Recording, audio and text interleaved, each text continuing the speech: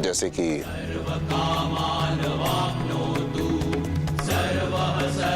ये घास,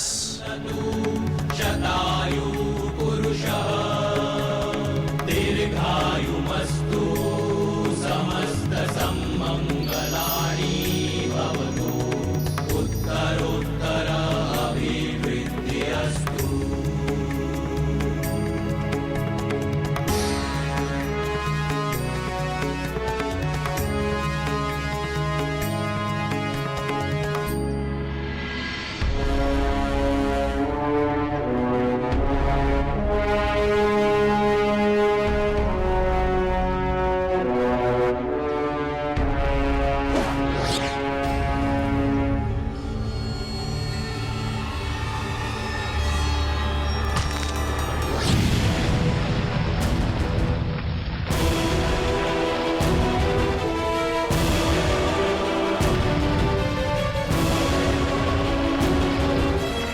इसे कहते हैं ऐच्छिकास्त्र, वो अस्त्र जो अपनी इच्छा से प्रकट होता है, इच्छा से। गुरुदेव, क्या आप हमें इसका प्रयोग करना सिखाएंगे?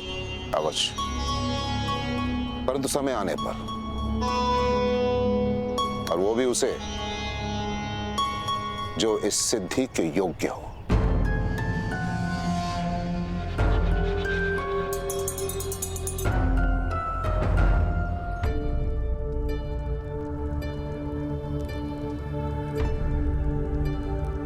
अब तुम्हारा मन शांत है पुत्रकर्ण? नहीं माता, परंतु मन में लक्ष्य का आवाहन अवश्य कर लिया है। मैंने निर्णय कर लिया है माता, भले ही पिताश्री क्रोधित हों, मैं आचार्य द्रोण के गुरु को अवश्य ढूंढ कर रहूंगा, उनसे शिक्षा प्राप्त करके ही रहूंगा। केवल एक ही बात है, पिताश्री स्वयं उनका नाम बताएंगे नहीं, और ताऊ श्री को उन्होंने सौगंध दे रखी है। तुम्हारे पिताश्री ने तुम्हारे ताऊ को सौगंध दी है तुम्हें कुछ बताने से,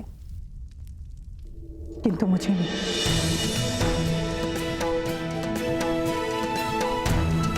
ताऊ ने मुझे सब कुछ बता दिया है कल।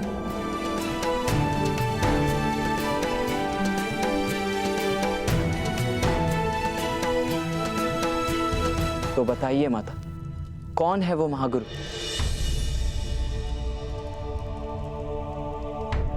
परशुराम।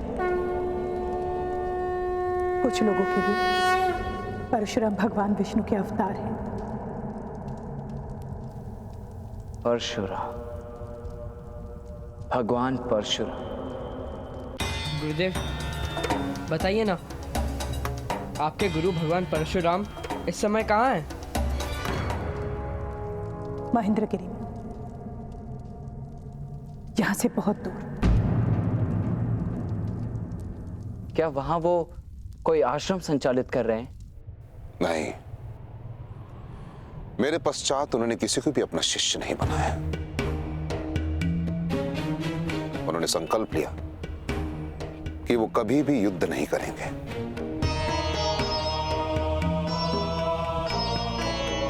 बस एक सामान्य ब्राह्मण के भांति तप करते रहते हैं मेरे आराध्य।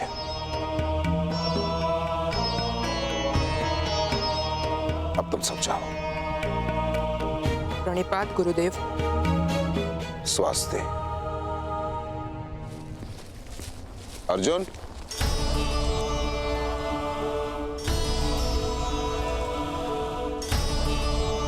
आज संध्या के समय अभ्यास के लिए आ जाना, कुछ सिखाना है तुम्हें। परशुराम, मैं गुरु परशुराम के पास अवश्य जाऊंगा। मैं अभी जाकर वैशाली को बताता हूँ। अरे कलेवा तो करके जा। मेरी भूख मिट चुकी है माता।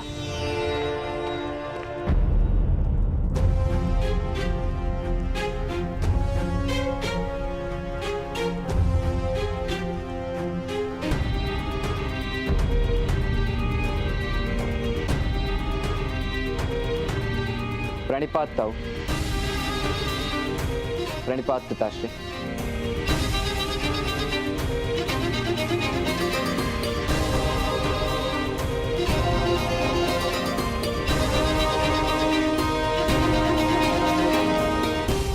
उसे बता दिया? क्योंकि मेरे पास सौगंध का बंधन नहीं था। मैं जाने नहीं दूंगा उसे। तो क्या करेंगे? कोई सौगंध दे देंगे? वो भगवान परशुराम के पास जाना चाहते हैं, क्या उन्हें भी सौगंध दे देंगे कि कर्ण को ना सिखाए? आर्य, ना आप कर्ण को रोक सकते हैं और ना ही उसके प्रण को। मैं महाविनाश को रोकना चाहता हूं राधा। कर्ण को सुरक्षित रखना चाहता हूं। पिता हूं मैं उसका। अधिरथ, किसान का काम है बीज डालना, उसे सींचना, उसे संवारना उसके हाथ में है।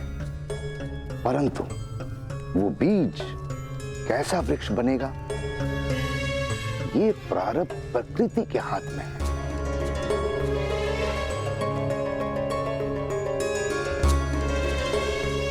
तुमने अपना काम कर दिया,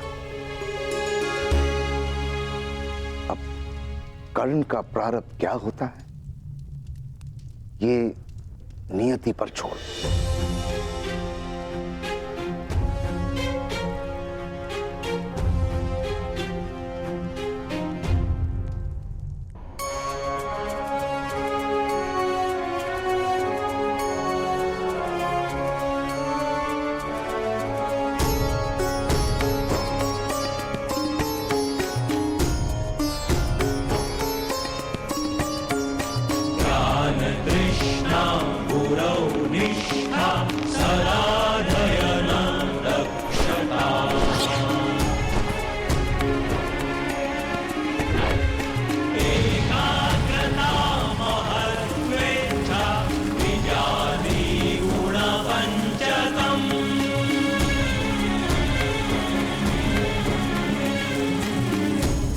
लक्ष्य भेदवान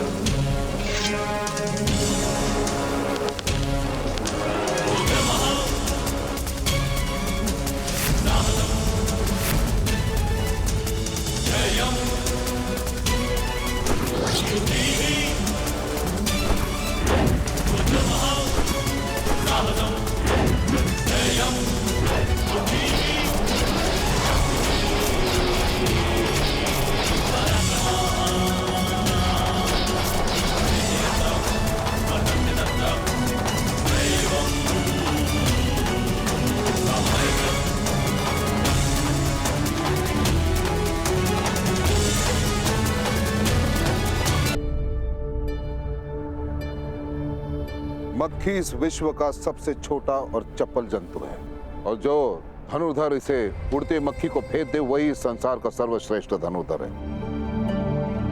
फिर से लक्ष्य साधो अर्जुन।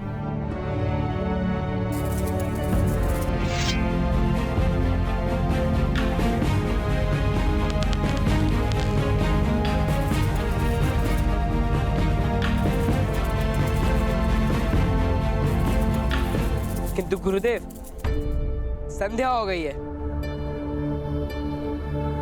अंधेरे में मक्खी दिखाई नहीं देती। तो क्या अंधकार तुम्हारे प्रतिभा के लिए सीमा बनेगा अर्जुन?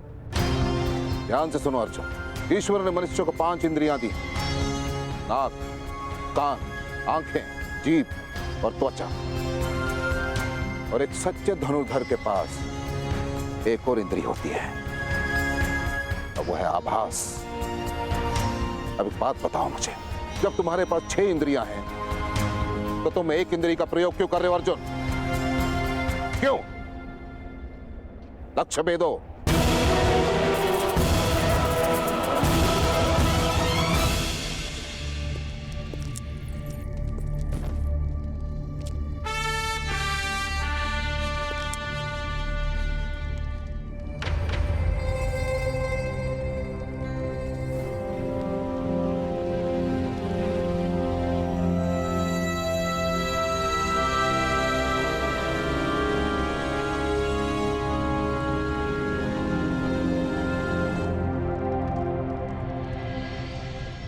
आशीर्वाद दीजिए माता।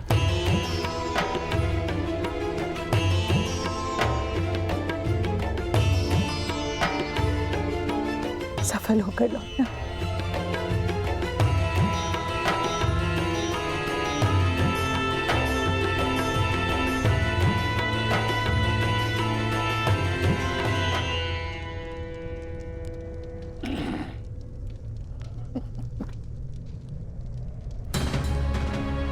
संकल्प पूर्ण करके ही लौटना।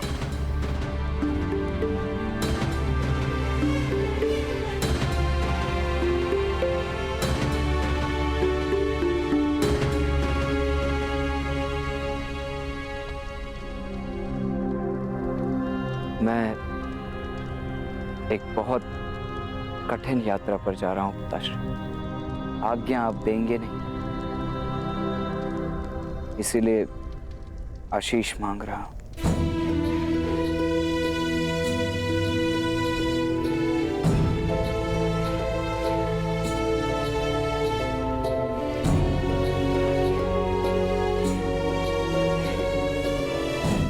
पुनः कर्ण जब भी आपको इसी भांति दंडवत प्रणाम करे, समझ जाइएगा कि कर्ण ने अपना प्रथम लक्ष्य पा लिया, कि वो संसार का सर्वश्रेष्ठ धनुर्धर बन गया।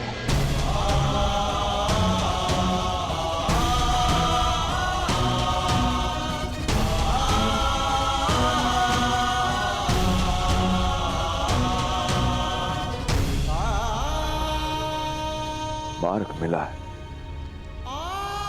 लक्ष्य नहीं। यदि तुम परशुराम जी को पा सके तो तुम्हें शिक्षा नहीं देंगे, वो केवल ब्राह्मण को शिष्य बनाते हैं।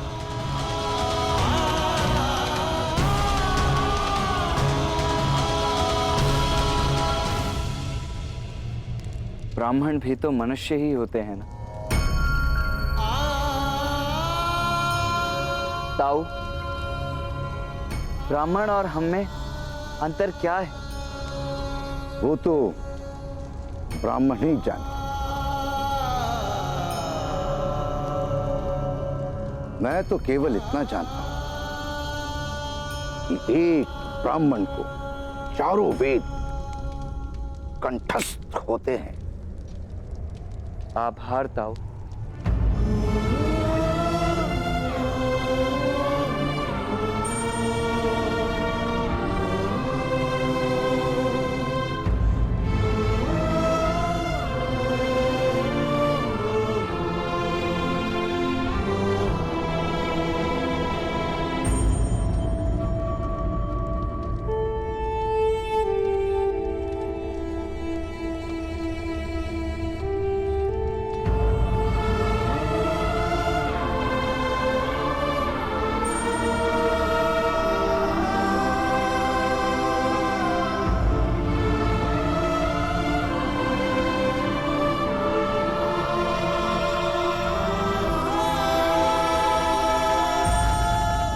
राधेय कर्ण अपनी माता की शपथ लेकर कहता है, अब यदि आप इस कर्ण का मुख देखेंगे तो वो केवल तभी जब वो गुरु परशुराम से दीक्षा ले लेगा, अन्यथा आप मुझे कभी नहीं देखेंगे।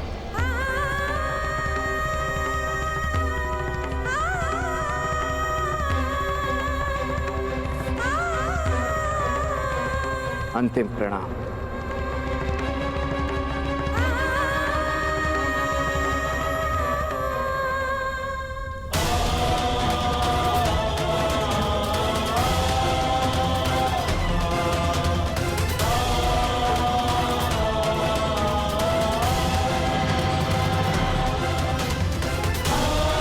अब यदि आप इस कर्ण का मुख देखेंगे तो वो केवल तभी जब वो गुरु परशुराम से दीक्षा ले लेगा, अन्यथा आप मुझे कभी नहीं देखेंगे।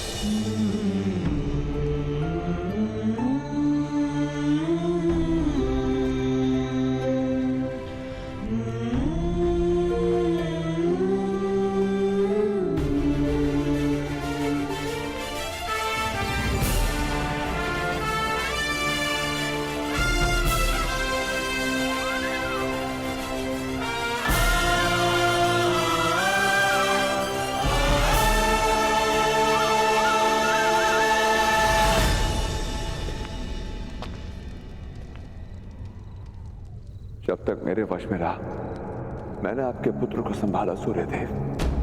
अब आपकी बारी मेरे पुत्र की रक्षा करने की। मैंने सूर्य पुत्र कर्ण की रक्षा की, आप सूत पुत्र राधि की रक्षा करना।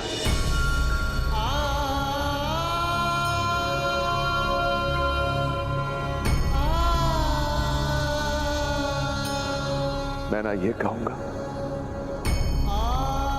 कि सफल होकर लौटना,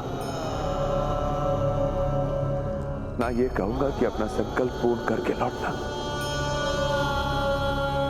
बस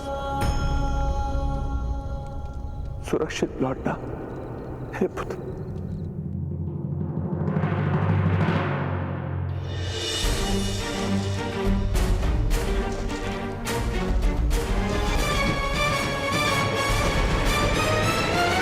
फिर से लक्ष्य साधो अर्जुन।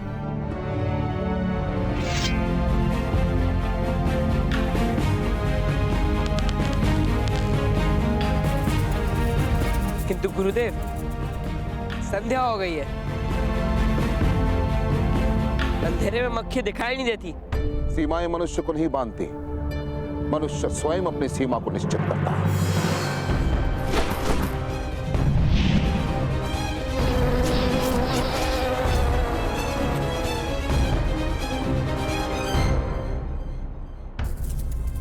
प्रयास करो अर्जुन, अभ्यास करो।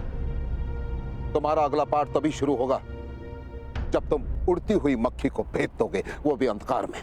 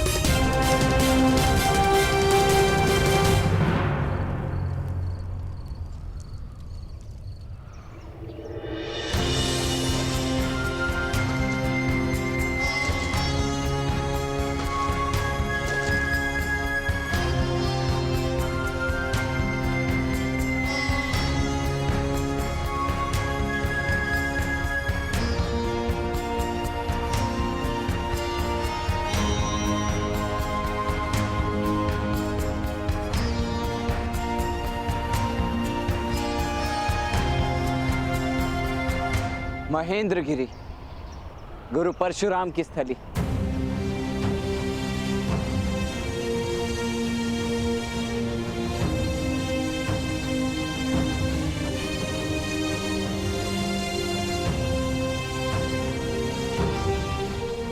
वो केवल ब्राह्मण को शिष्य बनाते हैं।